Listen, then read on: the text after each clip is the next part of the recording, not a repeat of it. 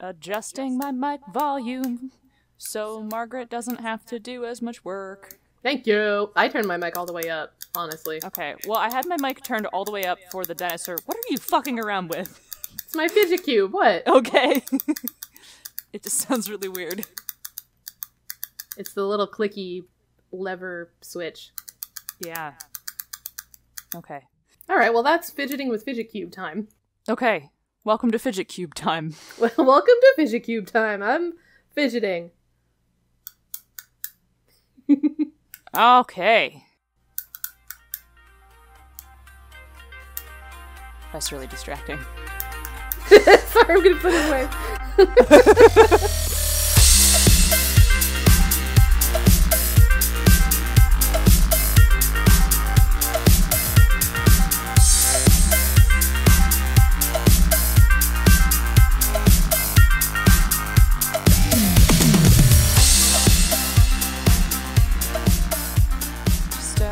Mute your mic. You can click it as much as you want. Okay, here we go. I'm gonna just click the fuck out of this thing. Get all the clicks out. Okay, get all your clicks out. Get all them clicks out. Are you ready to start? Hang on, I'm still clicking. Okay. She's clicking. I've had quite a day. Okay. Anyway, this is Bonus Experience. Hi, we're Bonus Experience. Yeah, we are. I'm Monica. I'm Ray. I'm the resident industry professional. Actually, to be honest, by this point, so are you. I kind of am, yeah. Yeah. Had some work now, yeah. Working for me. I'm semi-professional. Yeah. I liked being unprofessional, though. I mean, you can continue to be unprofessional if you want to be. I'm the industry unprofessional professional. Okay, cool. And we are a podcast with a deeper look at the play experience and the finer details of running and writing games. We're queer women speaking with authority about games. Okay, yes, we are. Also, we swear. Die mad about it. That was great. As always, yeah, it was good. That was perfect. Flawless. We nailed it. We're getting really good at this. I think we can almost do it without reading it. Episode 17, we're doing great. Wait, what episode is this? I don't know. It says 13 on the outline, but it's 13 part 2. Yeah, we have a couple of 13s. I don't think that's how this works. We have 2 13s. That's not how numbers do. It's the opposite. It's the opposite of a hotel elevator. We have 2 13s instead of none. Too many 13s. So, we'll do the podcast if you like us, leave us some good reviews on iTunes. I guess it's Apple Podcasts, whatever the fuck it's called. Do that. Do the thing that helps increase our visibility. It helps increase our visibility. Yeah. There's like algorithms. Yeah, and don't like podcast magic. Yeah. And don't forget that you can click on our How to Give Us Money page and buy all our rad products, which benefit the show. Mm-hmm. Which has been updated recently. Oh, really? Yeah, there have been a couple. Guide to the Night came out, which is fucking excellent. Go out and buy that immediately. Yeah, I will. I am not a vampire fan. Sorry, Danielle. Even though you hired me to work on it. And it really made me want to play vampire. It's got all sorts of cool new settings in it. It's got a new alt subsystem for doing social stuff in it. All the new disciplines, merits, and cool alt subsystems besides the social one were done by me. So it's got some really great mechanics in it. If I do say so myself. I mean, Danielle edited them. Oh, okay. I mean, like, I wrote them and Danielle whipped them into shape. So they're good. So yeah, that's on there. I think a couple more installments of 100 Devil's Night Parade entries have come out, so I know there's a contingent of Exalted fans that enjoy the show. So if you're purchasing individual entries on 100 Devil's Night Parade, go to bxpcast.com, go to the How to Give Us Money page, and then use those links. Also, there is a drive-through link with our affiliate code, and you can buy any product you want using that affiliate code. Anything you buy gives us a little kickback. So if you want to check all the things out from our lovely guests who have been on the show, and buy their stuff, you benefit them and us, and that would be awesome. Everybody gets a piece. Yeah, I think the link says buy stuff on us, which isn't really true. We won't purchase any of the things for you, but it will give us money back. It helps buy stuff through us? Yes, buy stuff through buy us. Stuff in our name. No, not in our buy name. Buy stuff on our behalf. Buy stuff for our benefit. Buy stuff. Okay. Buy stuff. So, what are we talking about today? We're finally finishing up our NPCs discussion. We're going to talk about NPCs on the fly, and also using canon NPCs. Yeah, possibly two of the most consistent things you will ever have to do. You will either have to create a character just being like, ah, because your players decided to go somewhere that you weren't expecting, and now you have to come up with, like, the prince of wherever, because they went to this location. Or you're running a canned adventure, or a licensed property, and now you have to portray someone who they want to interact with. Right. So what do you do when the players interact with or demand an NPC in a way that you weren't prepared for? You cave. Yeah. I mean, resistance is futile. I mean, though, seriously, why would you resist? Yeah, I mean, okay, to make it, like, a little more useful, if the players want to tighten the microscope down on an NPC you've introduced, this is something that's helping their engagement, and it's always a good thing. Like, we might laugh and gripe about how our PCs have started to collect NPCs like Pokemon, but some players fucking like that. Me, I fucking like that. Right. I honestly, I love it. It's the best. And then you need a home base that you can just store them all in. Exactly, right. That's another topic. Keep them in elsewhere until someone says, hey, what happened to Dave the Abominable? Be like, oh yeah, he's always been there. Yeah, he cleans the toilets. Anyway.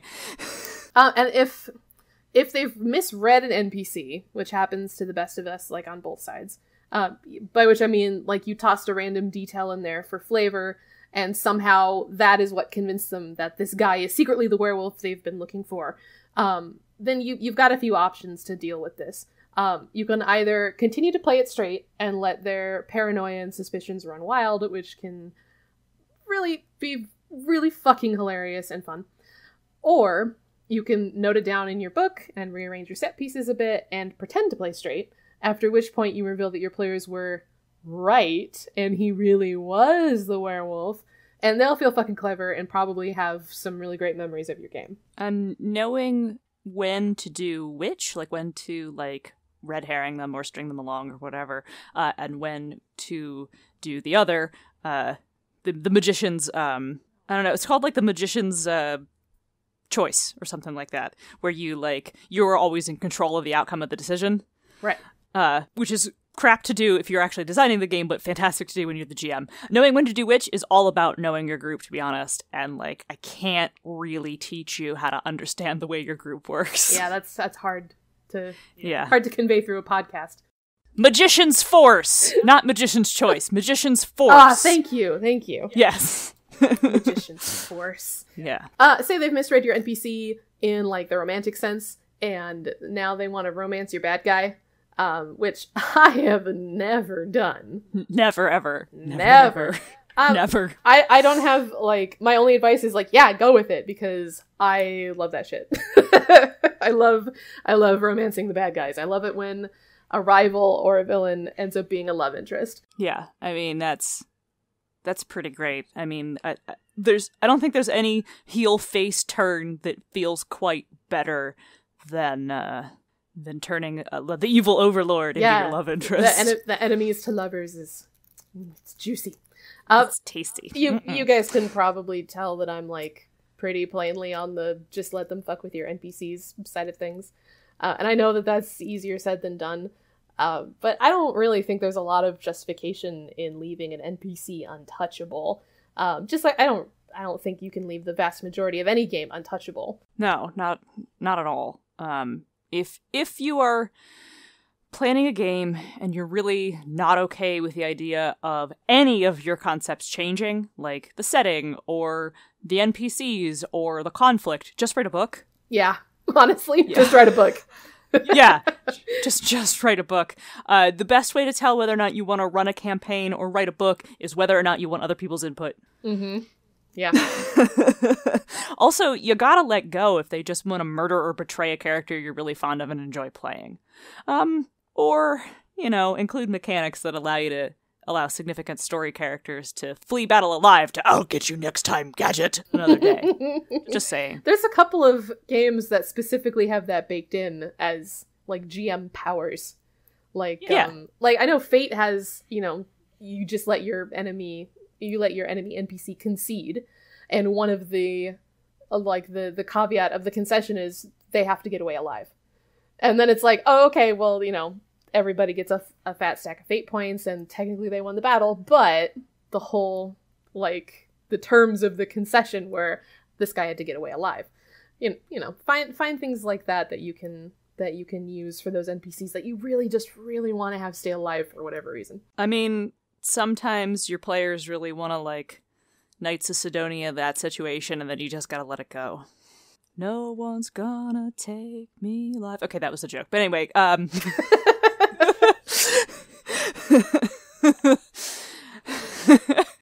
That was great. So, and I'm proud of you. you. Yeah, thanks. It was terrible, but I appreciate it. So let's talk about not being prepared. All right, so yeah, I mean, the other side, they may suddenly require an NPC that you just don't have, as opposed to, we're going to hyper-focus in on this NPC that you've detailed, like, very scantily, and now you've got to be like, he needs a name and he needs a personality. They may suddenly decide to go somewhere you didn't even anticipate, and now you need, you know, Prince of Nailbat Kingdom or whatever. So, okay, yeah, so you need an NPC that you don't have prepared, and suddenly you have to come up with some shit right off the top of your head. You're gonna have to fall back on improv skills, or have a couple of random tables prepped beforehand. Like I'll write it down on, like, just a list on sticky notes or something of names, personality traits, you know, physical characteristics, in case something like this arises, because something like this will arise. For some reason, they'll want to go shopping and ask the alchemist about whatever, and now suddenly you need an alchemist. So you never know. You come up with a list of 10 things and roll a d10, or, you know, come up with fate tables that'll use your fate dice. I like to have these just to keep me from fumbling around for shit and ending up with, you know, something like Bob the guy. And then everyone stares at me and immersion is broken and we've all lost our engagement and blah blah blah. Yeah, there's actually a lot of resources out there to help with that. Like, already you just talked about making your own charts. I'm never that prepared. There's a lot of really good random name generators out there. There's one for the US Census that you can set to, like, generate the weirdest names in the US. Yeah. Of which is based on rarity. So, like, Bob the guy, Bob Smith the guy, Robert Smith is probably one of the most common names out there, right? But, like, my real name, last name redacted, is super uncommon. So I'm sure someone out there has used the random name generator and gotten my name and been like, that sounds great. She'll be the serial killer. God. I also am terribly terrible. Oh boy, it's been a weekend. At naming characters on the fly. Many Bob the guys in my whatever. Or I'll just pull a name that I think is cool from another piece of media, even if it isn't related. See also Jadis. Yeah. It's just a cool name. The villain that I romanced? There was no, yeah. Right, yeah, there was no, like, actual connection to the character from the Chronicles of Narnia at all. Not a witch. No association with Winter. Not a devil allegory. Just a cool name. And I just pulled it off the top of my head because it literally is a cool, kind of dangerous sounding name. That's it. In the last, when I wrote this outline, it was the last Through the Breach game. It's been months since then. But in my Through the Breach game, I actually let people name characters I haven't named yet. Because I didn't expect them to be more than faceless background characters.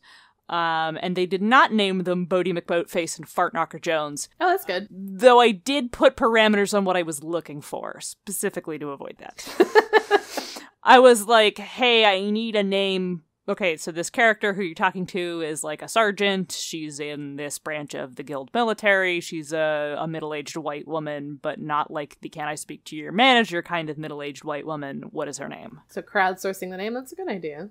Yeah. Yeah, just put parameters on it because, you know, then you'll get Bodie McBoatface and Fartknocker Jones and Bob the Guy from your players. If we're going to talk about, like, online resources, there's... Oh, sorry, I'm clicking. Click. Stop! It's been a long day. I have a couple of, like, favorite generator sites that I go to. Like, Seventh Sanctum has some really great resources. And then there's just fantasynamegenerators.com has like a metric butt ton of different generators you can use to make your names, make your guys, whatever. But be wary of, there will be people that kind of overthink this, and you'll find, like, here's a quick character creator, and it's got tables for, like, hand size and eye shape, and you just don't fucking need that. You need, like, maybe 2 or 3 general physical traits that stand out about the character, like they have a scar across their chin, or they have really short red hair, like something that would make them stand out. And you need, like, 1 social trait, maybe 2 if pressed, like their motivation and some other sort of, like, personality effect. Powered by the Apocalypse playbooks fucking nailed this, honestly. Who needs hand size and eye shit? Know. Are they playing Fatal? Oh what my the God. shit? Is this the first time we've invoked Fatal on our series? This is the first and hopefully only. I just made the Italian ward against the evil eye sign that we will ever reference. Fatal. What is that? Is it the fig? What's the Italian sign against the evil eye? It's like the metal horns, but open your fingers out a little bit more and then shake them horizontally. Oh, I've learned something. My grandmother had that particular symbol, like, as a charm on a necklace to ward from evil. That's amazing. Yeah. One of the few I was very young when she passed, but one of the few things I remember about my ethnic Italian grandmother. Anyway, yes, playbooks are the best. Playbooks are awesome, honestly. If you're playing bonus experience bingo at home, check off, we mentioned Powered by the Apocalypse. And now that one square you've all been waiting for, the Fatal Square, can finally be filled in. I think this is probably a pretty good time to do our mid-episode break. Oh, right after talking about Fatal? Yeah, that sounds great. Mm-hmm. Here, follow me to the mid-episode break. Okay.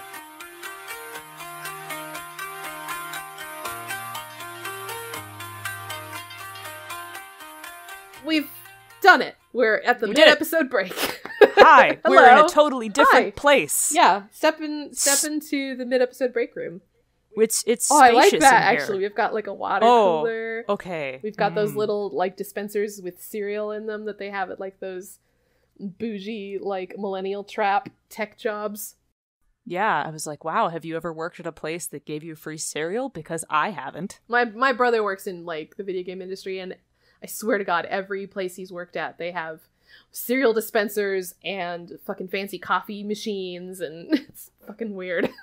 I just want free coffee and a refrigerator to put my lunch in. I won't say no to a bunch of free Fruity Pebbles. I can eat a crazy amount I just of like, Pebbles. I like free food. But anyway, this is our mid-episode break room. It has free coffee and free food. we do unfortunately have to eat lunch with Margaret, so... Yeah, she always brings, like, tuna fish sandwiches, and then she burns the popcorn in the microwave. No, she's the worst. And won't tell anybody what's in her travel mug. Yeah, so by the time you're listening to this, bonus experience is now a part of the Misdirected Mark Network. Yeah, we are. Yeah. Sorry, I'm really excited. Yeah, so is the network. It's been delightful to be wanted. This is a really long mid-episode break. It's usually 30 seconds. Thing you've ever said. Margaret, edit that out. No, Margaret, keep it. Margaret, keep it. I won't tell anyone what's in your thermos. So we realized that our episode on running long campaigns is actually our most popular episode. We thought it was war stories, but turns out we're wrong. Turns out it's running long campaigns. Who would have thought? Who'd have thought that our advice show people actually turn to for advice? With homebrewing at a close second. So we've been asking for war stories, but that's clearly not what you want to talk to us about. We're going to change tacks on that one. Yeah, so if you want help with your campaign or your homebrew, please write in.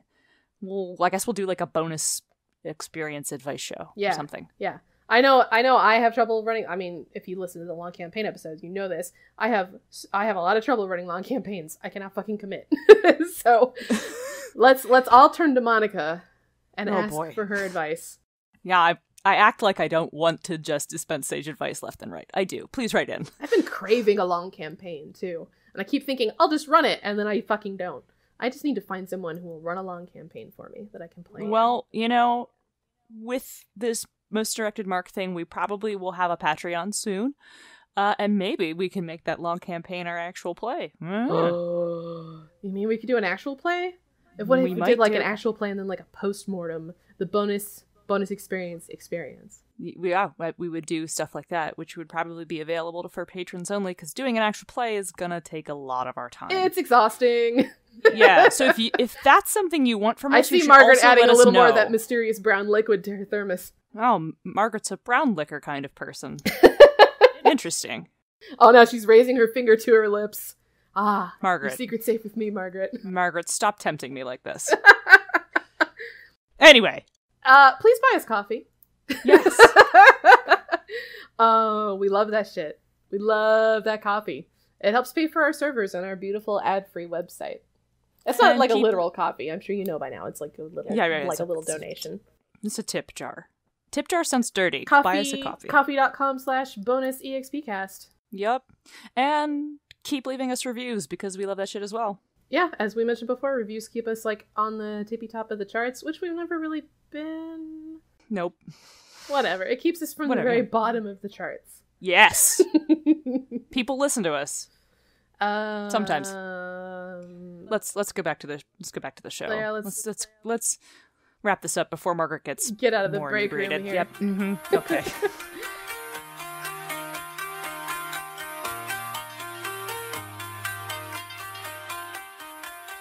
All right, well, let's talk about Canon NPCs. Yeah. I traditionally avoid using Canon NPCs. I can't actually think of a single game in which I've used one. Unless you think that, like, Third Circle Demons and Exalted count, because I don't know if those are, like, monsters or NPC. Could a monster be considered a Canon NPC? Is that? Maybe. I mean, I'm sure you're going to have a lot more to say about this than I do. Yeah, I'm gonna. I always have too much to say, but to answer your question, yes, I would say Third Circle Demons count. Basically, if it has a personality and could have a catchy, like, quote, and the players probably want to marry it, it's a canon NPC. So, like, depending on what sort of monster it is, yes, maybe.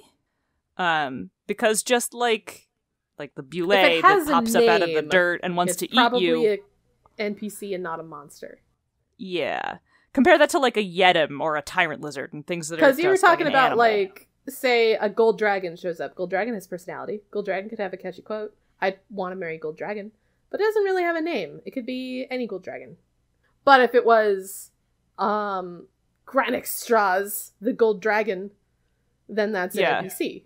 Yeah, I think it's a question of how it interacts with the player characters, but this is maybe getting past using canon NPCs and more like what makes a character. Right. All right. Yeah, okay. Anyway. But that argument aside, for real, I enjoy running through the breach specifically because I want to use those canon characters. Like, it's the role-playing game for the Malifaux universe, and Malifaux's a game I'm super into, and it is a hero-based miniatures game, and I really love all the heroes, and it's sort of like, imagine if you played a, like, I don't know, Overwatch game, where, like, you could interact with all the Overwatch heroes, but you were playing OCs.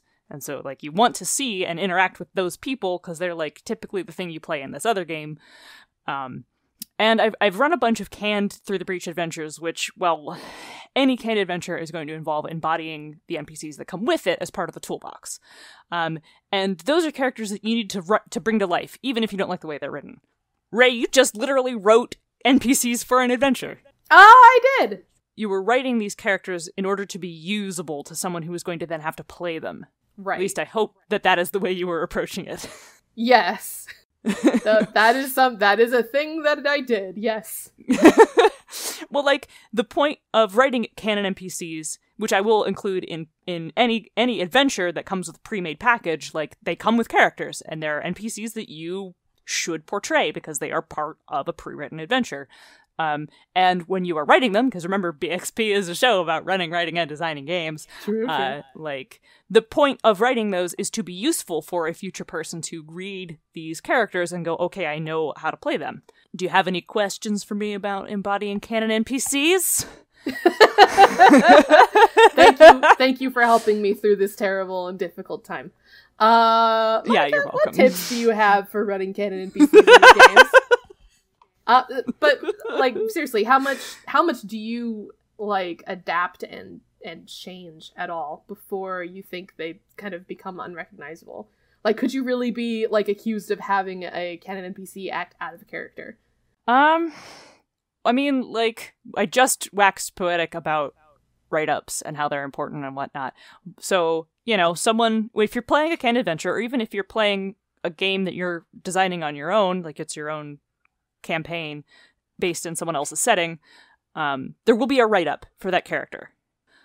So read it. Play up the parts that you love. Like, is a character scheming, loyal, promiscuous, dangerous in a fight, a fan of the player characters? And ignore the parts you don't. Maybe someone actually didn't write this woman of color particularly well, and it's a touch racist.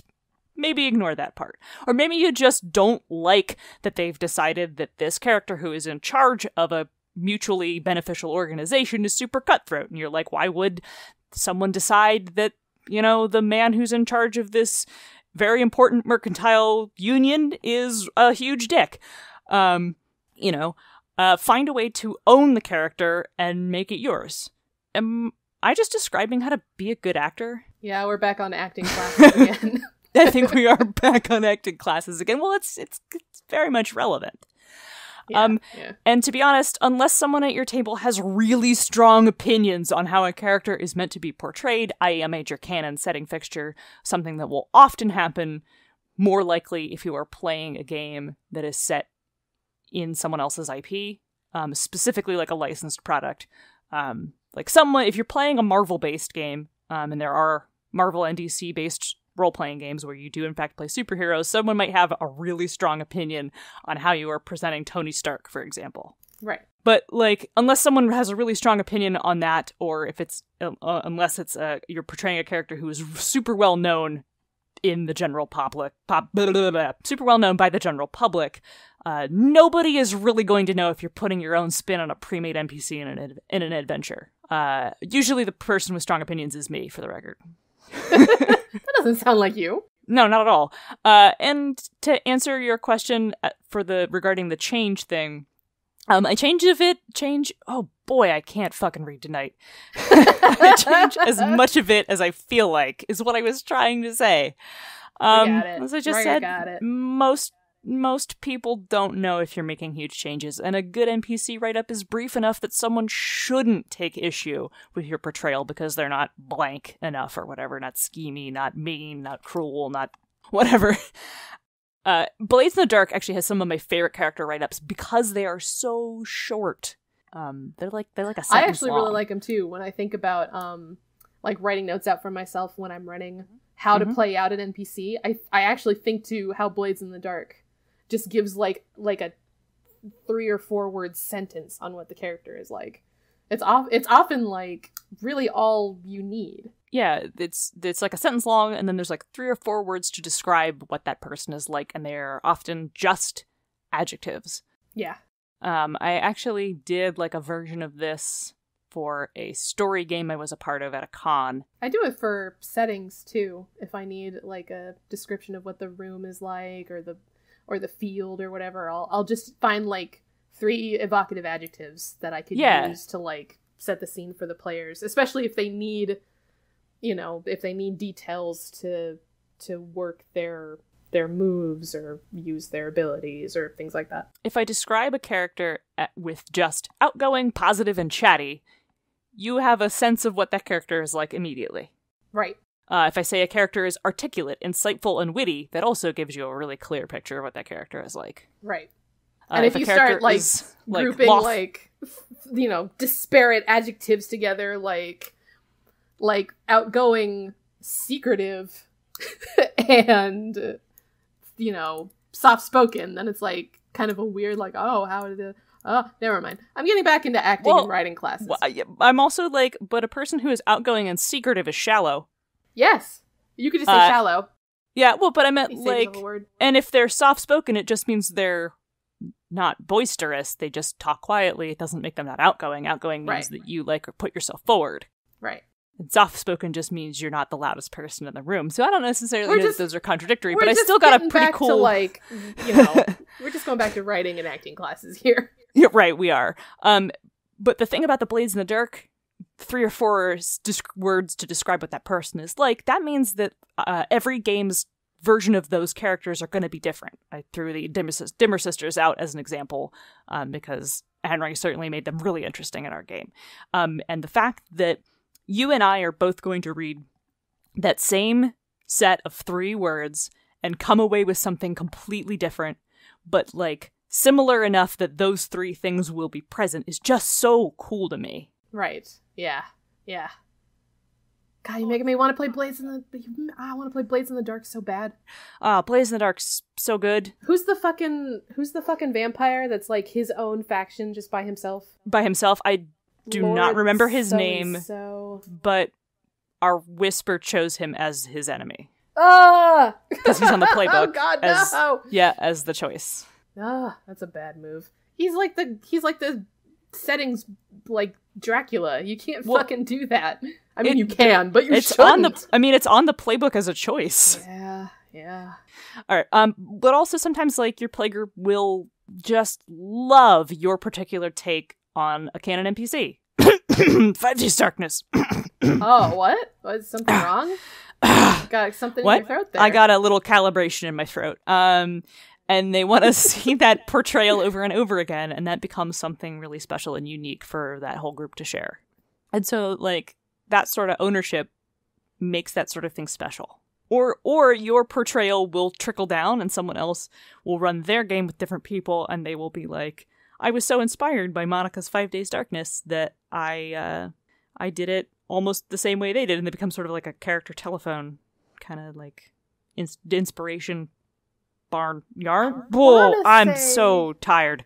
I want to say there's another example of that among Exalted Canon NPCs where one person just decided this NPC was a certain way and everyone kind of adopted it. I don't know. And now I can't think of it. I have had that influence over several Exalted NPCs in our... I want to say Catholic Canon is a good example because Melissa Uran, like, drew him, like, super hot all the time. So everyone decided he was, like, this sexy, but he's like an asshole. He's, like, terrible. Everyone in the realm is terrible. Everyone is terrible. No 2 people are not good. All right. I should have done a shot or something before I started this.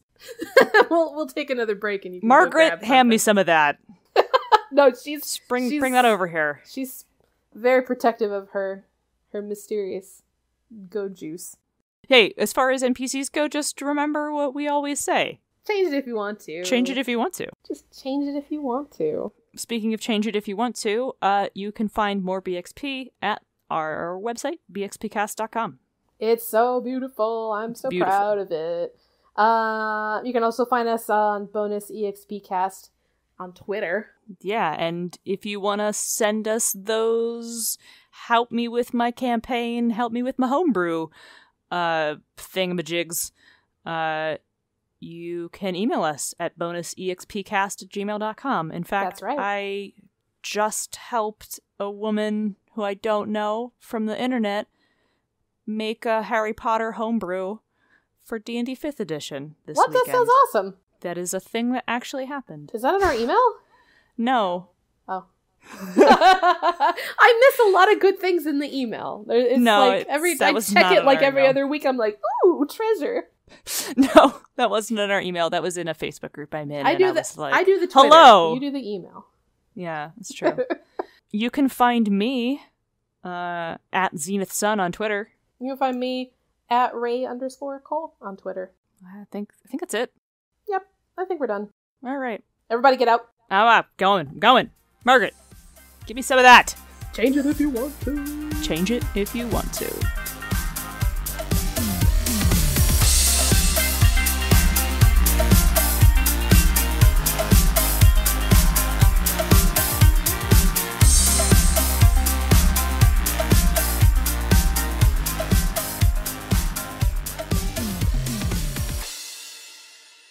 Thanks for listening. Bonus Experience is written and produced by Monica and Ray. Our theme music is Reuse Noise with the Light by CDK and is used under the Attribution Non-Commercial Creative Commons license. Our logo and art were designed by Nito Studios. Check her out on Instagram and Facebook. This podcast grants advantage to your next GMing role. We'll see you next time.